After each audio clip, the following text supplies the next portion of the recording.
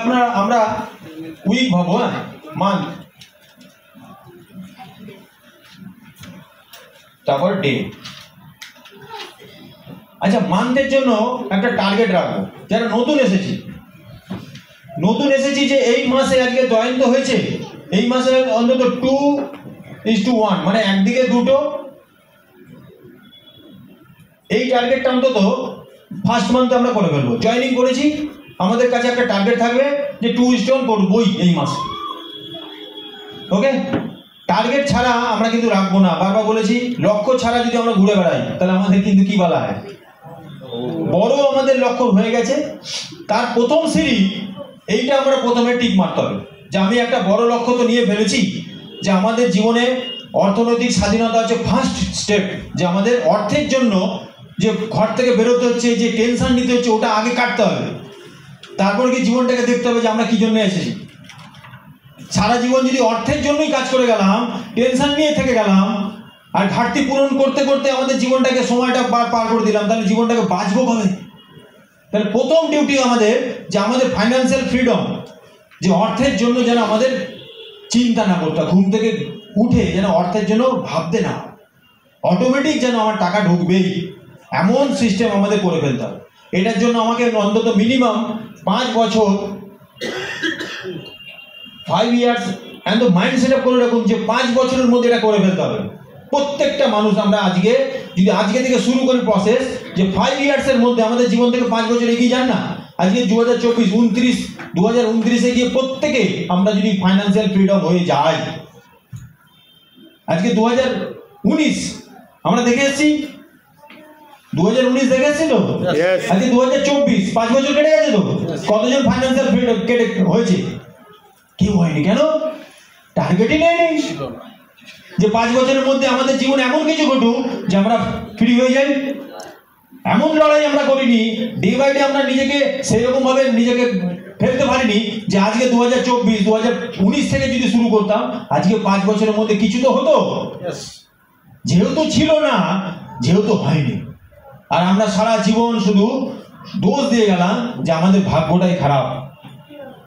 শুধু একটা জিনিস আমাদের অভাব আছে, সেটা আমাদের জানি তো অনেক কিছু, টার্গেট নিতে হয়, তার পিছনে নিজেকে সঁপে দিতে হয়, সবকিছু জানি, কিন্তু আমরা প্রয়োগ করি না। এইটা আমাদের সব থেকে বড় দুর্বলতা। এটার জন্য মাইন্ড কাজ করে। ওই মাইন্ড কিভাবে কাজ করে, তাকে কিভাবে আমরা কন্ট্রোল করব, তাকে কিরকম ভাবে আমাকে শক্তিতে পরিণত করব, ওটা ডে বাই ডে আমরা শুনতে থাকবো। একদিনে হবে না। ওকে, তার জন্য 2টো করে ক্লাস হয় আমাদের। আমি 1 ঘন্টা 10 মিনিট 15 মিনিট বলি, সেখানে কিছু কিছু উপকার আসে না? ওই জুম মিটিং কোনোদিন ভুলবেন না, কিছু হলেও জানতে পারবেন। ওকে, তা আমাদের কিন্তু ওই লক্ষ্য যেমন রেডি করতে হবে, তার পাশাপাশি আমাদের তার পিছনে ঝাঁপিয়ে পড়তে হবে। তো তাহলে বড় একটা লক্ষ্য হয়ে গেছে 5 বছরের, তার আগে ফাইনাল ডায়েরিতে লিখে ফেলুন। আর এমন লক্ষ্য লিখুন, এমন টার্গেট করুন না যে টার্গেটটা 10 জনকে বলতে গিয়ে আপনার ভয় লাগে যে ও আমাকে মানে ঠাট্টা করবে। এইগুলো হয় নাকি কোনোদিন? তুই পারবি নাকি কোনোদিন? ওইটা না শোনার জন্য যেন বলবোই না, লজ্জা লাগছে। আর নিজেকেও বারবার ওই স্বপ্নটা যদি দেখেন, আপনারও মনে হবে যে আমার দ্বারা মনে হয় হবে না।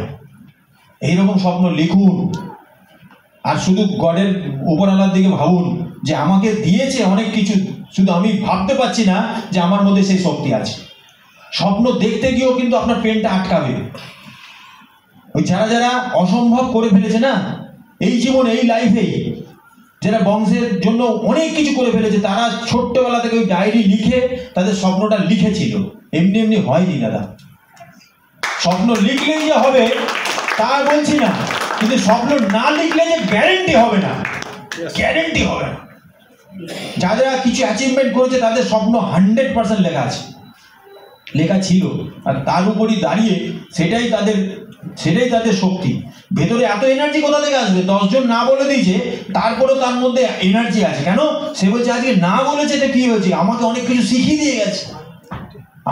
আমি যখন পার্সোনালি সবার সঙ্গে ফোন করে কথা বলে অভিজ্ঞতা নেই, তখন বলছে স্যার মনটা খারাপ, অনেক হচ্ছে, কাজ হচ্ছে, কিন্তু রেজাল্ট আসছে না। মনটা খারাপ কেন? তারপরে তুমি কিছু শিখছো না। যদি শেখো তাহলে মন খারাপ কেন হবে? তুমি তো ডে বাই ডে ডেভেলপমেন্ট করছো। ওই 10টা মানুষ তো তোমাকে অনেক কিছু শিখিয়ে দিয়েছে, তুমি কি সেগুলো নাও নেই? তোমার নজর কোন দিকে? তোমার নজর শুধু রেজাল্টের দিকে? তাহলে বন্ধু হারিয়ে যাবো। আমাদের নজর সবসময় থাকতে হবে আমাদের ডেভেলপমেন্টের দিকে। ওই 10টা লোক কি বলেছিল? 10টা লোক আমাকে আঙ্গুল দিয়ে দেখিয়ে দিয়েছিল তোমার এগুলো নেই, তোমার এই ইনফরমেশন আমি পেলাম না, তোমার থেকে আমি উৎসাহ হলাম না। ওইখান থেকে আমাদের শিক্ষা উচিত ছিল যে আমাকে আরেকটু এক্সাইটেড হতে হবে, আমাকে আরেকটু বিলিভ করতে হবে। ওই লোকটা যদি আমার চোখে আমার অ্যাটিটিউডে দেখে যে আমি যদি এর সঙ্গে নাও আসি, এই মানুষটা অনেক দূর যাবে, এই মানুষটা আমাকে ছাড়াও কিন্তু কিছু করে ফেলতে পারবে। যেদিন আপনার সামনে কোনো মানুষ এরকম বলে দেবে, সেদিন আপনি বলবেন একটা সিঁড়ি আপনার কমপ্লিট। আপনার কনফিডেন্স লেভেল সবসময় আপনার স্বপ্নের সঙ্গে আপনার অ্যালাইনমেন্ট আছে, যুক্ত হয়ে গেছে। কেন? আপনার স্বপ্নই ওই কনফিডেন্স আপনাকে দেখাবে। এই জন্য স্বপ্নটাকে সবসময় লাইভ একদম জীবনের সামনে রাখুন। জীবনে চলতে চলে যেন সবসময় কোনো এমন কোনো দিন যাবে না যে স্বপ্নের কথা আপনি ভাবেননি। স্বপ্নই আপনার হচ্ছে প্রেরণা। ওকে, ওই স্বপ্ন থেকেই এই 2:1 হবে 1 মাসে।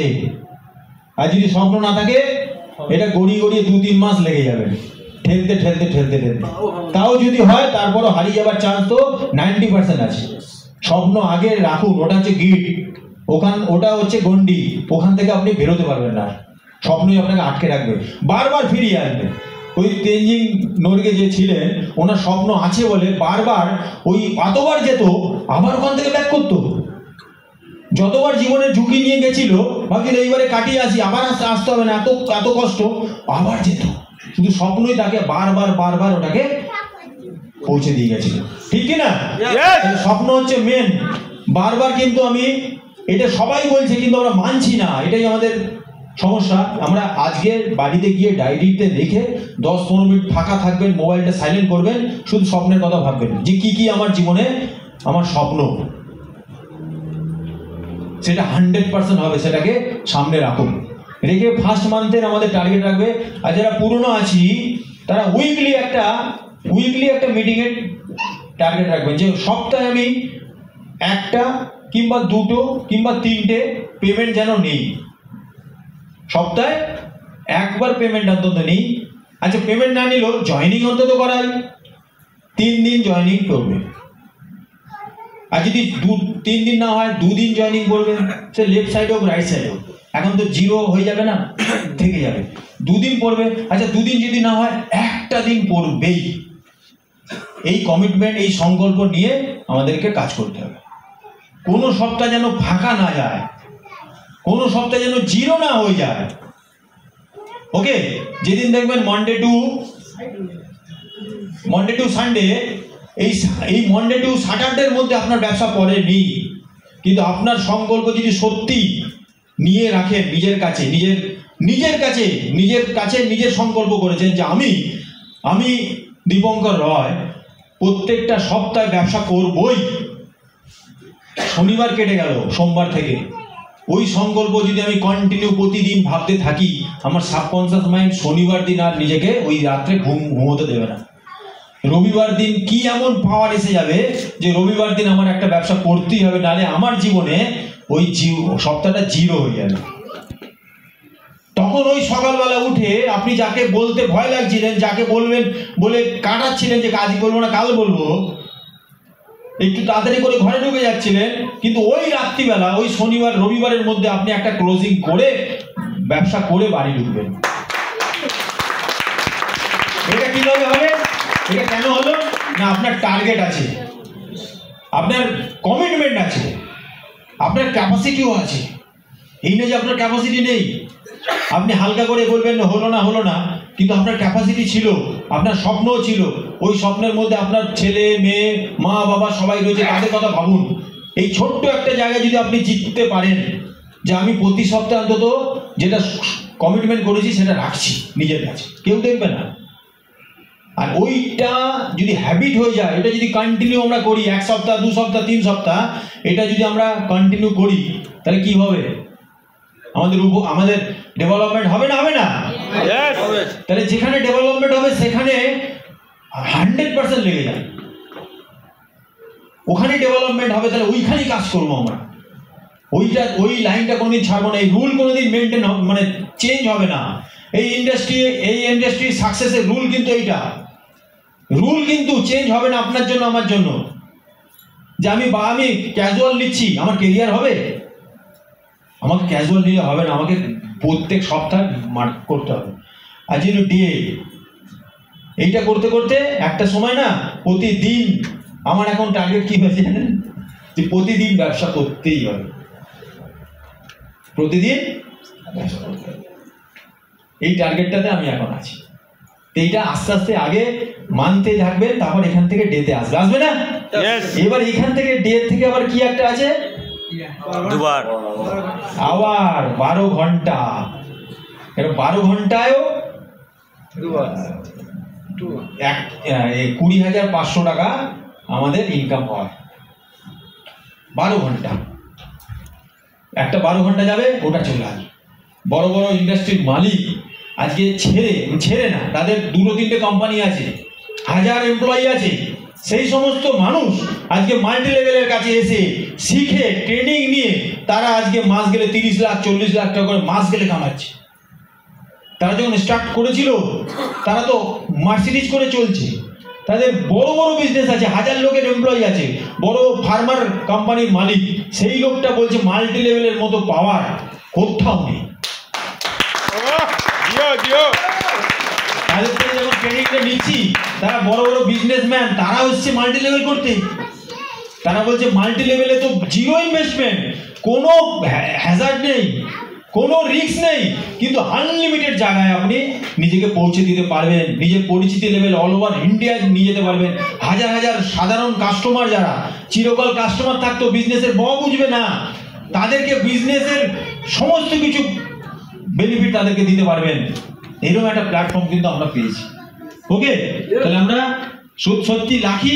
এইখান থেকে আমরা সুইচ করে করে যাব, কিন্তু একটা প্রথম একটা শুধু নিউ লোকেদের জন্য, কিন্তু আমাদের যত পুরনো লোক আছে তারা উইকলি কোনোদিন কিন্তু জিরো যেন না হয়, এই কমিটমেন্ট করছি আমরা।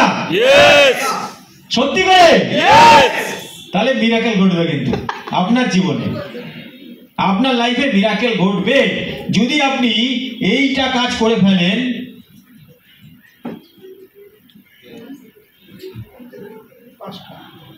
কটা?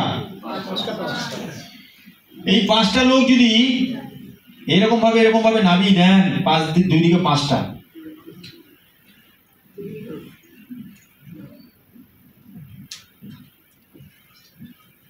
ট্র্যাডিশনাল মার্কেটে যা অভিজ্ঞতা আছে আমাদের, যা কিছু আমরা জানি, যতটুকু আমাদের নলেজে আছে, কোটিপতি হতে গেলে কি লাগে? আরে এডুকেশন লাগে, যেটা জীবনে আর হবে না। আরে প্রচুর পয়সা লাগে, যেটা আর নেই বাড়িতে। মানে জীবনে কনফার্ম কোটিপতি হব না। কিন্তু একটা জায়গায় বলছে বারবার যে 10খানা লোক যদি আপনি নিয়ে আনতে পারি আমরা, এই কঠিন কাজটা, সব থেকে বড় কঠিন কাজ। কিসের তুলনায় বললাম? যে কোটিপতি হতে গেলে যে কঠিন কাজ, সেই কাজটা শুধু 10টা লোককে দিয়ে পূর্ণ করা যাবে। যেটা অসম্ভব ছিল সেটা সম্ভবে পরিণত হবে, শুধু 10টা ডাইরেক্ট করতে হবে। লেফটে ডাইরেক্ট, রাইটে ডাইরেক্ট। ওকে, আর আমরা প্রত্যেকটা সেশনে, যেমন আব্বাসদার ইউনিটে, আমাদের প্রিয়া ম্যাডামের